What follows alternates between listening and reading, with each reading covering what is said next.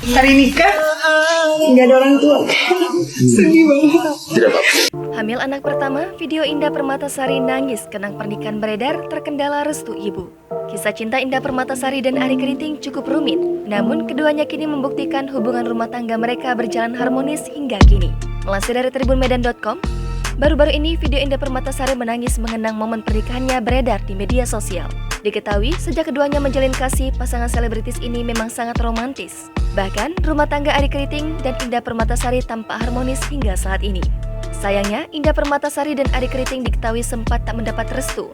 Kedua orang tua Indah Permatasari diketahui telah menentang sang putri untuk memiliki hubungan dengan sang komika. Merasa ikatan cinta mereka semakin dalam, keduanya pun nekat melangsungkan pernikahan. Seperti diketahui, keduanya telah menikah pada awal Januari 2021 lalu.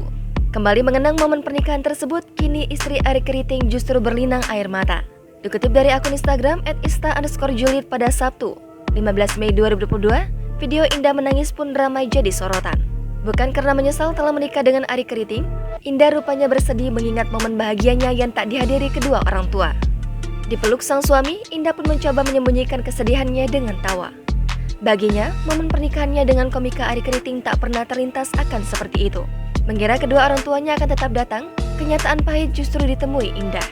Meski demikian, Indah Permatasari mengaku pernikahannya tetap dihadiri para saudara. Sayangnya, kedua orang tua yang benar-benar ia harapkan tetap kekeh dan tak mau menghadiri pernikahannya.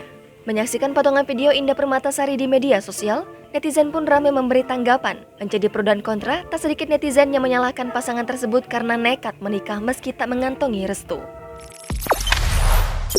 Jangan lupa subscribe, share, komen, dan like ya!